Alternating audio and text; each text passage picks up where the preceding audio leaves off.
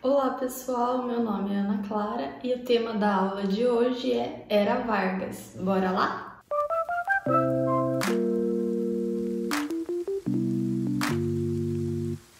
Antes da gente dar início a falar sobre a Era Vargas, é bom a gente lembrar que Getúlio Vargas entrou ao poder através da Revolução de 1930. E como que se deu essa Revolução de 1930? Na época, o presidente do Brasil era Washington Luiz. E pela política do café com leite, o seu sucessor ele deveria ser um mineiro.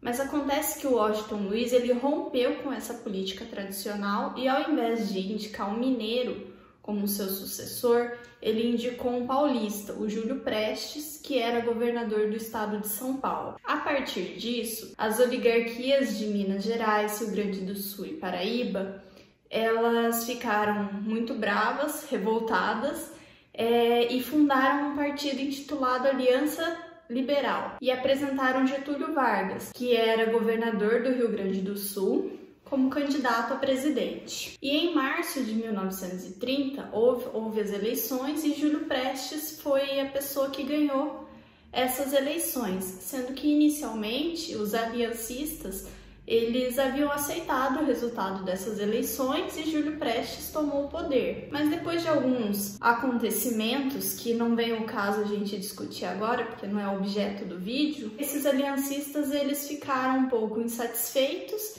e em 3 de outubro de 1930 a Revolução estourou. E pouco a pouco Getúlio Vargas foi ocupando todos os estados até que em 3 de novembro de 1830 ele toma posse do governo provisório do Brasil. Desse modo, inicia-se a Era Vargas no Brasil, que pode ser dividida em 3 períodos diferentes. De 1930 a 1934, nós vamos ter o governo provisório. De 1934 a 1937, nós vamos ter o governo constitucional. De 1937 a 1945, nós vamos ter o Estado Novo. Vamos começar falando do governo provisório, de 1930 a 1934. Durante o governo provisório, logo que ele tomou o poder pela Revolução de 1930, Getúlio Vargas já chegou suspendendo a Constituição de 1891, ele já começou o processo de centralização política, começou a criação de novos ministérios, entre eles o Ministério da Educação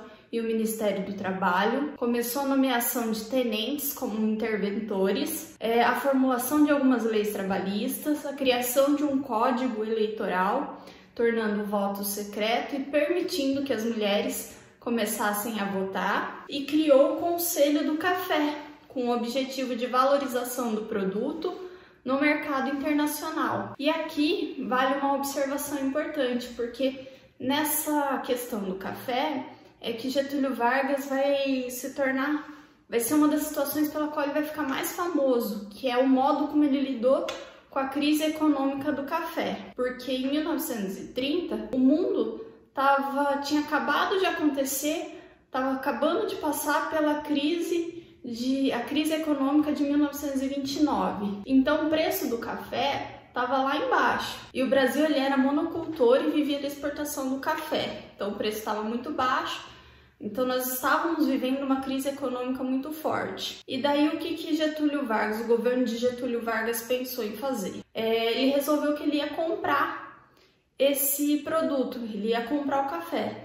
Só que como que ele ia comprar o café? Ele precisava emitir dinheiro, porque ele não poderia emprestar dinheiro, fazer um empréstimo de dinheiro internacional, já que estava havendo uma retração de crédito internacional. Então, o nosso país começou a emitir moeda e com essa emissão de moeda, utilizou-se essa moeda para comprar o produto, o café, e em seguida queimava-se esse produto. Ou seja, queimando esse produto, havia a eliminação do excedente dessa produção e assim evitava-se que o preço do produto caísse ainda mais, já que eu estava eliminando o excesso de produção. Então foi uma medida inteligente, né, para lidar com a crise econômica que estava acontecendo. E embora ele estivesse tendo sucesso, a população, especialmente alguns opositores do governo,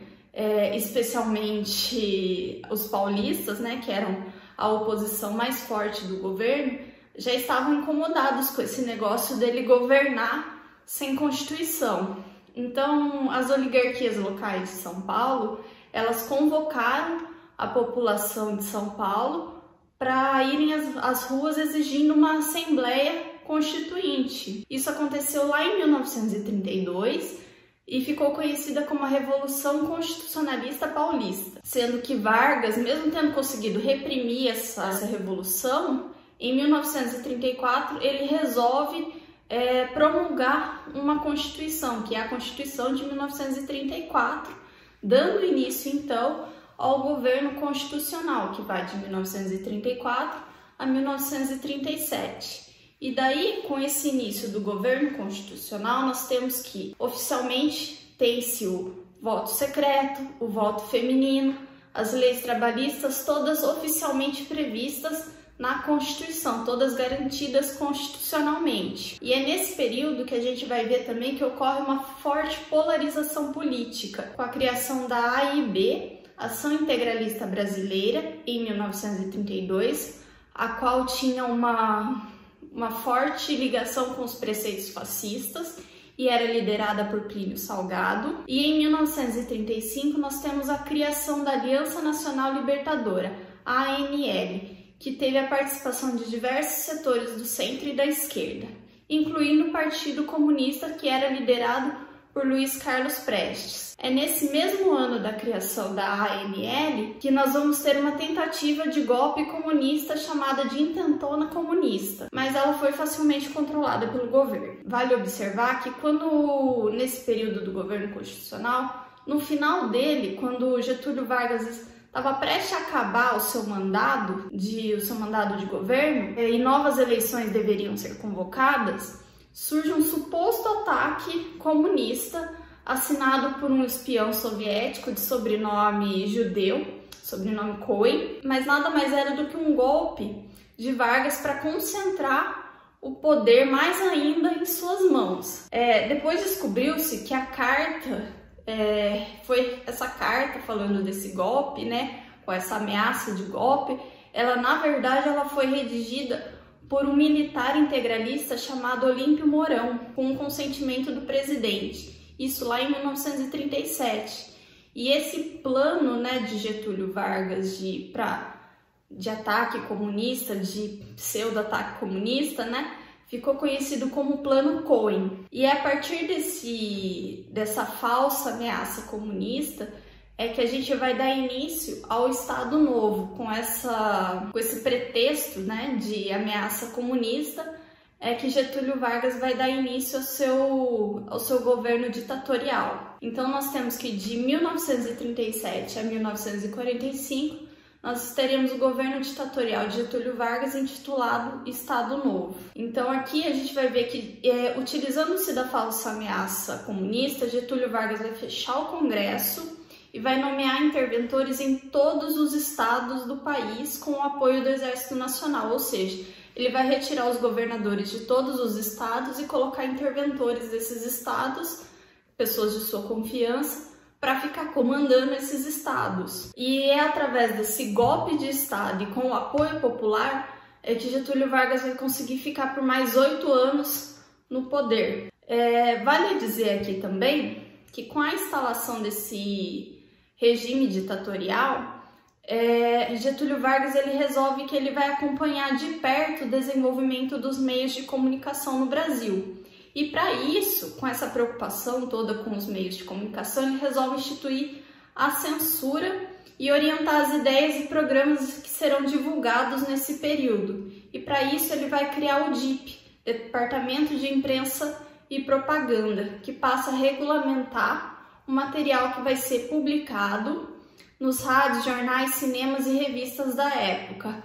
Além de orientar, fiscalizar o material que vai ser publicado, ele também vai servir, o DIP vai servir como um elemento de propaganda do governo.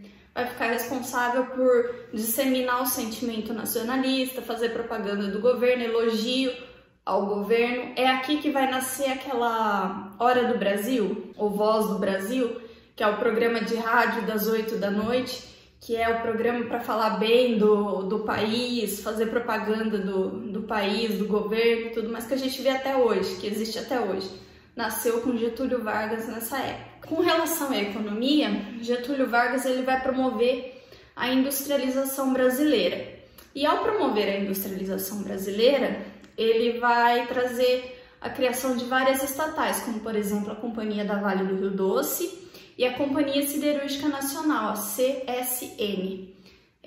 E com essa criação, aumento da industrialização no nosso país, lógico que vai aumentar os conflitos entre patrão e empregado, né? E para administrar esses conflitos entre patrão e empregado, ele vai acabar criando a consolidação das leis do trabalho, a famosa CLT, que todo mundo já deve ter ouvido falar, que é aquela lei maior que fala traz toda a legislação trabalhista que nós conhecemos hoje.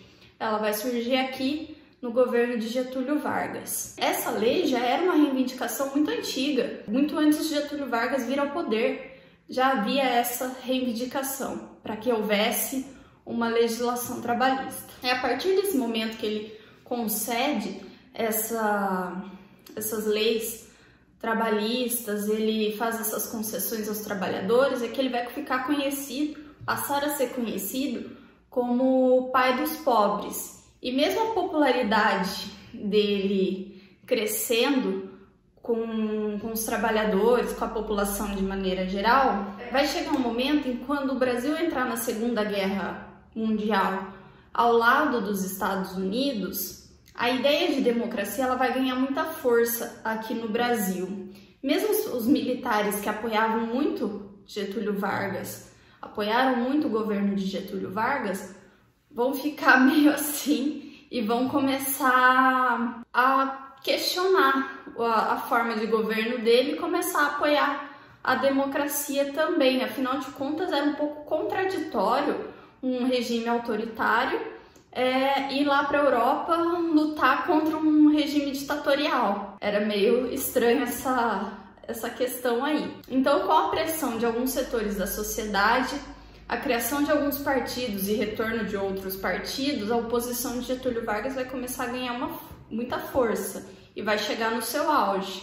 E apesar de ter todo o movimento dos trabalhadores, da população de maneira geral, para que Getúlio Vargas ficasse no poder, e esse movimento da população para que ele ficasse no poder ficou conhecido como queremismo, existia até um slogan falando "Queremos Vargas", mesmo com toda essa propaganda da população, ele vai sofrer um golpe militar em 1945 para garantir a realização de novas eleições. E vai acontecer que Eurico Gaspar Dutra vai acabar sendo eleito o novo presidente do Brasil. Mas, alerta de spoiler, em 1951 Getúlio Vargas vai conseguir voltar ao poder. E vai ser nesse período em que ele vai ter toda aquela confusão lá que ele vai acabar se suicidando. Mas isso vai ser tema para uma próxima aula, tá bom? Sobre Era Vargas, resumidamente, é isso daí. Eu espero que vocês tenham gostado.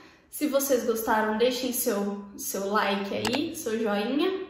Se inscrevam no meu canal, deixem seu comentário, suas sugestões, dicas e o meu muito obrigado.